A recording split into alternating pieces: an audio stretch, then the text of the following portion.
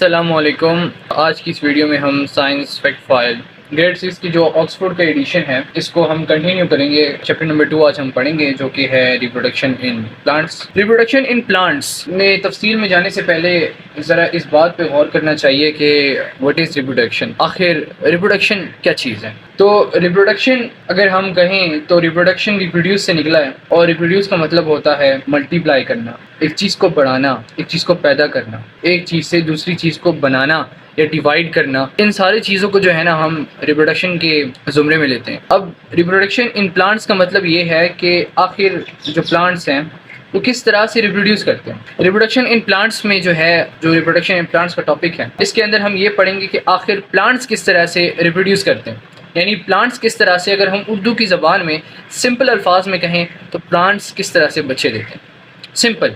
लेकिन हम जो बच्चे देना और प्लांट्स के हवाले से ये हम इनके साथ रिलेट नहीं करते हैं, लेकिन एक सिंपल एक आपको डेफिनेशन दी जाए तो वो यही होगी कि भाई रिप्रोडक्शन इन प्लांट का मतलब यही हुआ कि प्लांट ने अपने आप को रिप्रोड्यूस किया या अपने प्लांट से जो है बच्चे दिए हैं, या फिर उन्होंने जो है प्लांट से जो है अपने आप को रिप्रोड्यूस किया ताकि वो अपने जो जेनेटिक इन्फॉर्मेशन वगैरह उसको कंटिन्यू कर सके, अपनी नस्ल को कंटिन्यू कर सके। सनफ्लावर है तो वो 1400 साल पहले भी सनफ्लावर था और वो सनफ्लावर अभी भी सनफ्लावर है। तो आखिर वो क्या चीज़ थी कि वो सनफ्लावर अभी भी सनफ्लावर ही है, यानी वो 1400 साल पहले वाला सनफ्लावर तो मर गया था, लेकिन अभी हमारे पास सनफ्लावर क्या कर रहे हैं, तो वो इसी रिप्रोडक्शन की वजह से जो है सनफ्लावर अभी भी एग्जिस्ट करते हैं।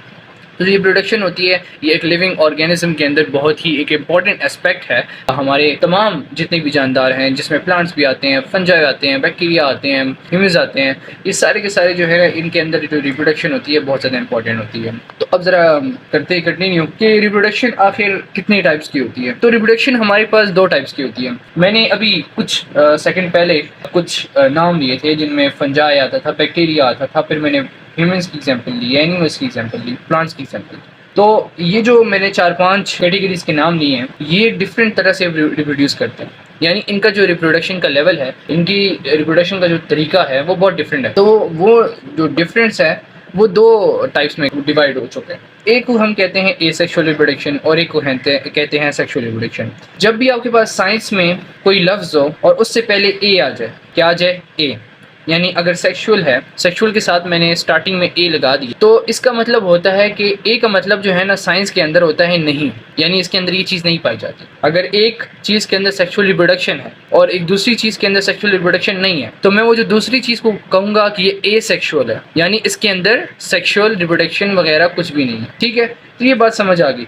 तो उसी से जो है ना रिप्रोडक्शन की हमारे पास 2 टाइप्स आती हैं कि एक होती है सेक्सुअल जिसमें सेक्सेस काम करते हैं, एक होती है एसेक्सुअल जिसके अंदर सिर्फ और सिर्फ एक सेक्स होता है। तो ये जो है ना मेन डिफरेंस है इन दोनों के दरमियान। There are 2 type of reproduction, sexual reproduction and asexual reproduction. Sexual reproduction involve the fusion of male and female sex cells. जिस तरह मैंने कहा कि इसके अंदर 2 सेक्स सेल्स इन्वॉल्व होते हैं, यानी एक मेल होगा, एक फीमेल होगा, एक नर होगा, एक मादा होगा। ठीक है, और these sexes are called gametes. अच्छा, ये भी आपको आगे जितने लेवल्स आएंगे आपके पास, अगर आप मेडिकल प्रोफेशन ज्वाइन करोगे तो उसके अंदर जो स्टडी होती है उसके अंदर बहुत ज़्यादा गैमीट्स का लफ्ज़ इस्तेमाल होता है। तो गैमीट्स का अभी से बंदे को कॉन्सेप्ट बना लेना चाहिए कि गैमीट्स हम उन सेक्सेस को कहते हैं जो कि रिप्रोडक्शन करते हैं। क्या? गैमीट्स वो सेक्सेस हैं, मेल एंड फीमेल, जो कि आगे जाके रिप्रोडक्शन करते हैं, तो हम उनको गैमीट्स बोलते हैं। उनका जो कंबाइन नेम है वो है गैमीट्स। अब मेल का कुछ और नाम होगा, फीमेल का कुछ और नाम होगा, लेकिन वो कंबाइन क्या बोलते हैं, हम गैमेट्स बोलते हैं। ठीक है, अच्छा, and the fusion of gamete is called fertilisation. और ये जो फ्यूजन होती है, यानी एक तरफ मेल है एक तरफ फीमेल है, when they both combine, when they both fuse, fuse का मतलब, फ्यूजन का मतलब वो कम्बिनेशन, कंबाइन हो जाना, ऐसे जुड़ जाना, तो उस फ्यूजन को हम क्या बोलते हैं, उसको हम बोलते हैं फर्टिलाइजेशन। अब सेक्सुअल रिप्रोडक्शन जो होती है वो इनेबल करती है genetic information from 2 parents to mix together.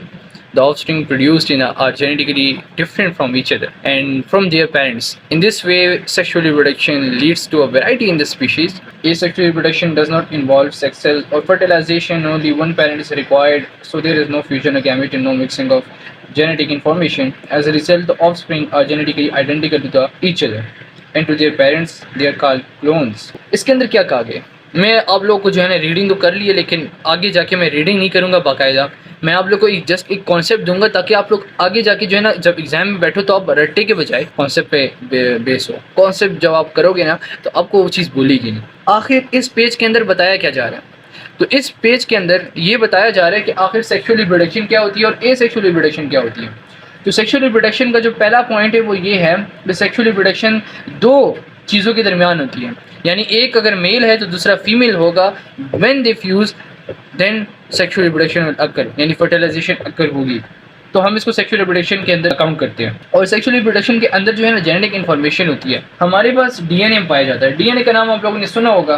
तो ये जो डीएनए होता है ना, आखिर ये डीएनए क्या करता है? ये डीएनए होता है जेनेटिकल इन्फॉर्मेशन, जेनेटिक होती है ये। इसके अंदर जीन्स पाए जाते हैं। और वो जीन्स क्या होते हैं? वो हमारे ह्यूमन बॉडी या एनिमल बॉडी, सारे के सारे जितनी भी हमारे स्ट्रक्चर है, हमारा फंक्शन है, जितने हमारे रिप्रोडक्टिव ऑर्गन है, ऑर्गन सिस्टम है, आपकी जो शक्ल सूरत है, आप लोग का रंग है, आप लोग की आंखों का रंग, बालों का रंग, everything is present in these jeans.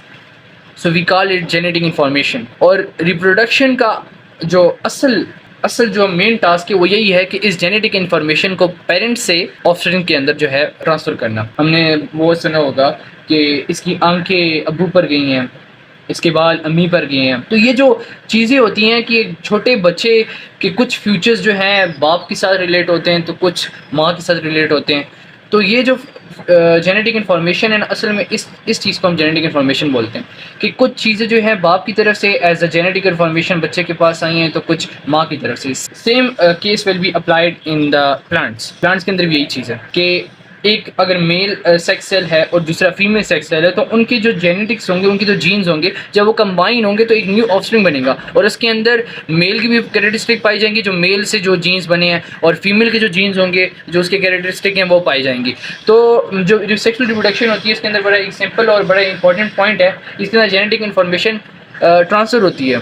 और इसके अलावा क्या होता है? इसके अलावा ये होता है कि जो जेनेटिक इन्फॉर्मेशन होती है ये जब माँ बाप से कन्वर्ट होती है ऑफस्प्रिंग के अंदर, वो थोड़ी चेंज हो जाती है।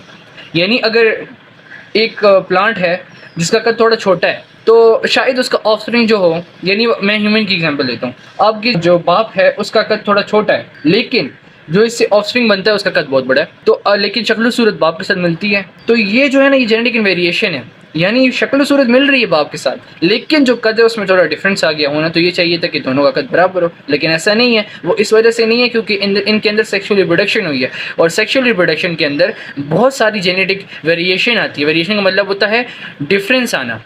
तो ये आई गेस सब लोग को समझ आ गई होगी, ठीक है। फिर आते हैं एसेक्सुअल रिप्रोडक्शन के अंदर कि एसेक्सुअल रिप्रोडक्शन क्या होती है। अच्छा, एसेक्सुअल रिप्रोडक्शन जो होते हैं ना, उसके अंदर सेक्स सेल्स या फर्टिलाइजेशन नहीं होती। क्या?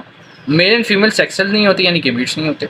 इसके अलावा इसके अंदर फर्टिलाइजेशन नहीं होती, फ्यूजन ऑफ गेमीट्स नहीं होता। सिर्फ एक पैरेंट रिक्वायर्ड होता है। क्या होता है? सिर्फ एक पैरेंट रिक्वायर्ड होता है। और इसके अंदर इस वजह से जो है ना, क्योंकि एक पैरेंट होता है, यानी अगर वो मेल होगा या फीमेल होगा, ठीक है। अगर बस एक मेल सेल आ गया, उसको हमने कट कर दिया, दरमियान में उसने बाइनरी फ्यूजन कर ली, यानी फ्यूजन कर लिया। आगे जाके पढ़ेंगे कि एसेक्सुअल रिप्रोडक्शन की एक टाइप है बाइनरी फ्यूजन। उसके अंदर ये होता है कि आपके पास अगर ये एक पेन है, एक मार्कर है, आपने जो है इसको थोड़ा ऐसे कट कर दिया, इधर से जो है एक बन गया, इधर से एक बन गया। अब बज़ाहिरी तौर पे ये थोड़ा छोटा है, ये बड़ा है, लेकिन जो क्लोन जो एसेक्सुअल रिप्रोडक्शन होती है उसके अंदर ऐसा होता है कि जो दो चीज़ें जो है ना, पहले एक चीज़ थी, अब जो दो में कन्वर्ट हो गई है, लेकिन वो जो दो चीज़ें डिवाइड हुई हैं ना, वो दोनों equal size, equal shape and equal length में, मतलब सब कुछ इक्वल होगा। यानी आप लोगों को ये जुड़वा लगेंगे, ठीक है।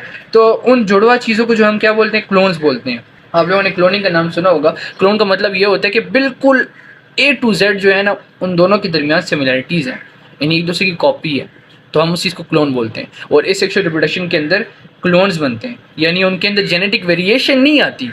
जो पेरेंट के अंदर जो चीज़ थी बस वो ऑफस्प्रिंग के अंदर भी है, ठीक है। लेकिन और दूसरा जो डिफरेंस है वो ये है कि एक पेरेंट होता है।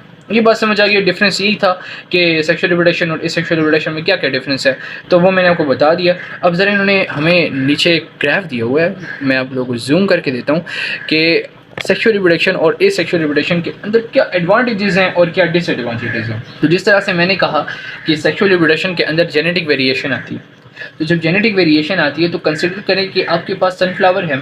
अब दो सनफ्लावर, मेल एंड फीमेल ने एक ऑप्शन दिया, एक नया सनफ्लावर बना, लेकिन फ़र्क ये था कि जो आपके पास मेल सनफ्लावर था उसके अंदर कोई बीमारी थी, यानी उसको कोई प्लांट्स की अपनी अलग बीमारियां होती हैं, तो उसको शायद वो बीमारी लग गई है, लेकिन जब उसका जो ऑफस्प्रिंग बना उसके अंदर वो बीमारी नहीं है। क्यों नहीं है? क्योंकि उसके अंदर जेनेटिक वेरिएशन आ गई। जो बीमारी मेल जो सनफ्लावर था उसके अंदर थी, वो थोड़ी चेंज हो गई है, वो जीन्स के अंदर कन्वर्ट नहीं हुई, वो बच्चे के अंदर नहीं आई। तो ये एक फ़ायदा है सेक्सुअल रिप्रोडक्शन का कि इसके अंदर जेनेटिक वेरिएशन होती है, जिसकी वजह से बहुत सारी बीमारियां जो होती हैं वो रुक जाती हैं। बहुत सारी बीमारियां एक नस्ल से दूसरी नस्ल में नहीं जाती। तो एक ये फ़ायदा है सेक्सुअल रिप्रोडक्शन का। और इन्होंने एक और चीज़ भी है कि more than one source of genetic material enable genetic variation in the population. वही चीज़ है कि भाई आपके पास बहुत सारी जेनेटिक वेरिएशन आती है, बहुत सारे प्लांट्स की कुछ अलग शक्ल सूरत होती हैं, कुछ सनफ्लावर छोटे होते हैं, कुछ बड़े होते हैं। रोजेज़ की एग्जांपल ले लें तो रोजेज़ के अंदर भी वाइट और रेड होते हैं, पिंक होते हैं, तो different colour different type of genetic variation होती है। तो ये सारे बहुत सारी पॉपुलेशन, बहुत सारी वैरायटी, ये सारी जेनेटिक वेरिएशन और सेक्सुअल रिप्रोडक्शन की वजह से होते हैं। तो बड़ा एक एडवांटेज है। और जो इसके डिसएडवांटेजेस हैं सेक्सुअल रिप्रोडक्शन के, वो ये हैं कि जो प्रोसेस है इनका बहुत स्लोअर है। और यानी ज़ाहिर बात है कि अब मेल एंड फीमेल पहले फ्यूज़ करेंगे, उसके बाद जो है गैमीट बनेगा, फिर गैमीट बड़ा होगा, तो इट टेक्स टाइम। तो ये एक बहुत स्लो प्रोसेस है। और इसके अंदर क्या चाहिए होता है? एनर्जी चाहिए होती है। यानी मेल भी आएगा, फिर फीमेल आएगा, they should have energy to combine together and then fuse to form gametes. So ये एक बहुत लंबा प्रोसेस है और इसके अंदर बहुत ज़्यादा एनर्जी रिक्वायर्ड होती है। और इसका एक और डिसएडवांटेज ये है कि अगर आपके पास कहीं पे आपके पास फर्स्ट करें, मैं आपको एक एग्जांपल देता हूँ कि आपके पास अगर एक सनफ्लावर है लेकिन आपने उसको कमरे के अंदर रखा हो, सो उसके पास कोई और ज़रिया नहीं है कि वो फीमेल सनफ्लावर जो है उसके पास आ सके, या फीमेल सनफ्लावर का जो गैमीट है वो उसके पास आ सके। आता तो नहीं है, मेल ही जाता है उसके पास। फर्ज करें आपके पास एक फ़ीमेल सनफ्लावर है, अब कोई और बाहर से कोई चीज़ है जो मेल सनफ्लावर है, उसका गैमीट आपके पास कहाँ से आएगा जब आपके पास कमरे में बंद है? तो ये बड़ा एक डिसएडवांटेज है कि अगर मेल एंड फीमेल का फ्यूजन नहीं होगा तो फिर आपके पास कोई ऑप्शन नहीं बनेगा। So this is disadvantage of sexual reproduction. Now we will come to the advantages of sexual reproduction. तो एडवांटेजेस में ये है कि ये प्रोसेस बहुत ज़्यादा क्विक होता है। यानी बस इसको डिवाइड करो, फिर उसको डिवाइड करो, फिर इसको डिवाइड करो, ये इस तरह से पॉपुलेशन बहुत ज़्यादा इंक्रीज़ कर जाती है। और इसके अलावा इसका जो एडवांटेज है वो ये है कि सिंगल इंडिविजुअल जो है ना, मतलब अगर आपके पास सिर्फ एक ही चीज़ है ना, एक ही पेरेंट है, बस उससे भी आप जो है ना बच्चे पैदा कर सकते हैं, उसको भी डिवाइड कर सकते हैं, तो यू कैन डू इट। और जो डिसएडवांटेज है सेक्सुअल रिप्रोडक्शन का वो ये है कि आपके पास जेनेटिक वेरिएशन नहीं होती। बीमारी अगर एक प्लांट के अंदर है, यानी एक के अंदर इस चीज़ के अंदर है, ऑर्गेनिज्म के अंदर है, तो जब वो डिवाइड होगा तो वो बीमारी भी जो है ना दोनों के अंदर आ जाएगी। यानी इसके अंदर जेनेटिक वेरिएशन तो होती ही नहीं है, दोनों क्लोन्स होते हैं, दोनों एक दूसरे की कॉपी होती है। सो बीमारी भी जो है उन दोनों के अंदर आ जाती है, वो भी उनकी कॉपी बन जाती है।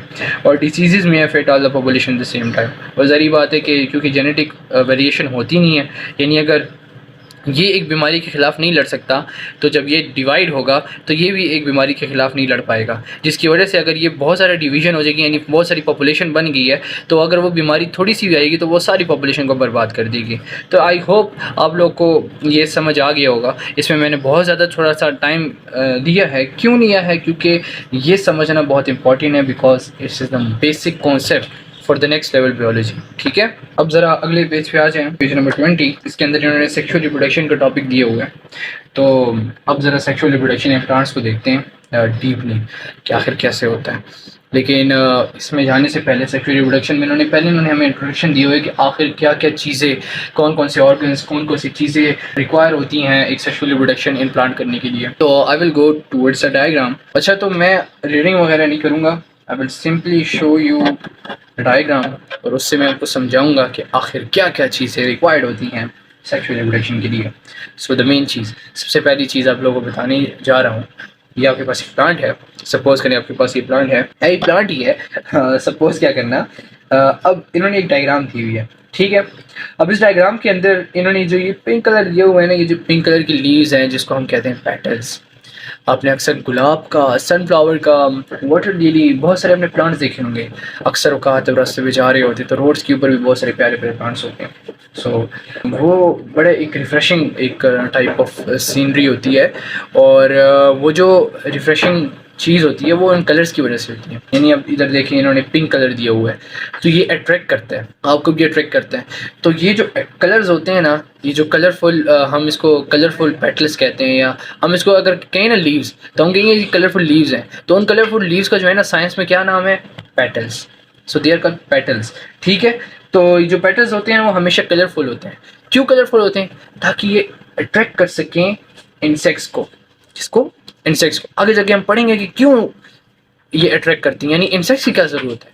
तो हम आगे जाके ज़रूर पढ़ेंगे कि भाई इंसेक्ट्स की क्या ज़रूरत है। तो अभी सिर्फ आप ये याद रखें कि जो पेटल्स होती हैं ये किस वजह से कलरफुल होती हैं, इस वजह से कलरफुल होती हैं ताकि ये इंसेक्ट्स को अट्रैक्ट कर सकें। फिर आते हैं ज़रा इस चीज़ पे, जो दो चीज़ें, ये दो छोटे छोटी लीव्स टाइप बनी हुई हैं, इनको हम कहते हैं सेपल्स। आपने अक्सर देखा होगा कि जब रात होती है या तो जब सुबह होने वाली होती है तो प्लांट्स जो है ना बिल्कुल एक टाइप इस तरह से होते हैं, एक पत्तों के अंदर होते हैं। तो उसको हम एज अ बर्ड कहते हैं। वो कहते हैं, हम उसको बोलते हैं ये बर्ड है, अभी फ़िलहाल ये बर्ड है। तो ये किस वजह से होता है? क्योंकि रात के अंदर सनलाइट तो होती नहीं है, तो वो अपनी प्रोटेक्शन के लिए और बहुत सारी रीजंस होते हैं, तो उसकी वजह से जो है ना वो अपने आप को ऐसा, मतलब अगर ये फ़र्ज़ करें ये पेटल्स हैं, ये फ्लावर हैं, तो फ्लावर अपने आप को ऐसे कर लेते हैं, एक बुट्टी के अंदर जो है ना बंद कर लेते हैं, और बाहर से जो है ना कुछ लीव्स होती हैं। तो वो जो लीव्स होती हैं उनको हम क्या कहते हैं? सेपल्स कहते हैं। सेपल का क्या काम होता है? सेपल का काम होता है कि वो उसको, प्लांट को या फ्लावर को जो है ना बचा सके। सो सेपल्स का ये काम है। तो ये हमारे पास इसके सेपल्स हो गए, ये बात समझ आ गई। अब ज़रा बात करते हैं, हमने पढ़ा था कि सेक्सुअल रिप्रोडक्शन में एक मेल होता है, एक फीमेल होता है। तो अब आखिर मेल क्या चीज़ है, फीमेल क्या चीज़ है, और वो क्या है? तो मेल का नाम है स्टेमन। ये जो स्टेमन है ये वाले, एक छोटा सा प्लांट लें, जब आप ये चैप्टर हम वीडियो देख रहे हो ना तो भी पॉज करें, और एक छोटा सा कहीं प्लांट अवेलेबल हो तो उसका फ्लावर लें, और फ्लावर के अंदर देखें तो आपको इस तरह से कुछ जो है ना छोटे छोटे जो है ना ऐसे हेयर टाइप प्रोजेक्शन नज़र आएंगी। तो वो जो ये वाली चीज़ें हैं ना छोटे छोटे लाइक टैनिया क्या है, एक छोटे से बालों की तरह होगा, उसके ऊपर ये बर्ड टाइप होगा। तो हम उस चीज़ को मेल कहते हैं, इसको हम बोलते हैं मेल रिप्रोडक्टिव पार्ट, और उसका क्या नाम है? उसका नाम है स्टेमन। अच्छा, अब स्टेमन के अंदर दो पार्ट्स होते हैं, एक होता है एंथर, एक होता है फिलामेंट। फिलामेंट वो होता है जो लाइक टहनी टाइप होता है, ठीक है, और एक होता है एंथर। अब इस एंथर के अंदर क्या पाया जाता है? इस एंथर के अंदर पॉलिन ग्रेन्स पाए जाते हैं। और पॉलिन ग्रेन्स क्या है? पॉलिन ग्रेन्स के अंदर होते हैं पॉलिन सैक्स। पॉलिन सैक्स के अंदर क्या होता है? मेल सेक्स सेल होता है। क्या होता है? मेल सेक्स सेल किसके अंदर पाया जाता है? पॉलिन्स के अंदर पाया जाता है। पॉलिन्स किसके अंदर पाए जाते हैं? पॉलिन ग्रेन्स के अंदर पाए जाते हैं। पॉलिन ग्रेन्स किसके अंदर पाए जाते हैं? एंथर के अंदर पाए जाते हैं। बात समझ आ गई? तो ये हमारे पास स्टेमन है। स्टेमन की जो मेल सेक्स सेल्स हैं, मेल सेक्स सेल्स, वो कहाँ पाए जाते हैं? वो एंथर के अंदर पाए जाते हैं। अब आते हैं ज़रा हम फीमेल पार्ट की तरफ, कि फीमेल पार्ट को क्या बोलते हैं। तो फीमेल जो रिप्रोडक्टिव ऑर्गन है हम उसको बोलते हैं कार्पल। कार्पल के अंदर तीन चीज़ें होती हैं, एक होता है स्टिग्मा, एक होता है स्टाइल, एक होता है ओवरी, और उसके अंदर ओव्यूल, ठीक है।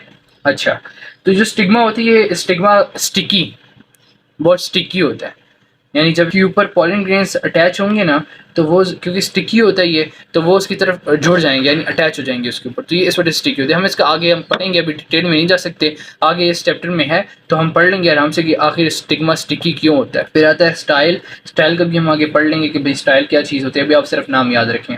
और ओवरी जो है ना, एक ओवरी होती है, और ओवरी के अंदर क्या होता है? ओवरी के अंदर होता है ओव्यूल। ये बात समझ आ गई? तो एक होता है मेल रिप्रोडक्टिव पार्ट, एक होता है फीमेल रिप्रोडक्टिव पार्ट। मेल के अंदर क्या होता है? एक फिलामेंट होता है, एक होता है एंथर। एंथर के अंदर क्या होता है? एंथर के अंदर पॉलिन ग्रेन्स होते हैं। पॉलिन ग्रेन्स के अंदर क्या होता है? पॉलिन सेक्स होता है। पॉलिन सेक्स के अंदर क्या होता है? मेल रिप्रोडक्टिव सेक्स होता है, यानी मेल जो सेक्स सेल होता है वो होता है। जो कार्पल है, जो कि फीमेल रिप्रोडक्टिव पार्ट है, इसके अंदर तीन टाइप्स, मतलब इसके तीन पार्ट्स हैं, एक है स्टिग्मा, एक है स्टाइल, एक है ओवरी, और ओवरी के अंदर ओव्यूल। और ओव्यूल क्या होता है? ओव्यूल के अंदर हमारे पास फीमेल सेक्स सेल पाया जाता है, ठीक है। तो ये बात समझ आ गई है, आई होप। आज हमारी वीडियो यहाँ तक कंप्लीट हो जाती है। आज हमने जो है सेक्सुअल रिप्रोडक्शन इन प्लांट्स का एक ऊपर सा ओवरी देखा, और हमने जो है मेन चीज़ क्या हासिल की, हमने मेन कॉन्सेप्ट किस चीज़ का लिया? हमने मेन कॉन्सेप्ट लिया है सेक्सुअल एंड एसेक्सुअल रिप्रोडक्शन का। सो आई होप आप लोगों को समझ आ गया होगा। अगली वीडियो तक के लिए अल्लाह हाफ़िज़।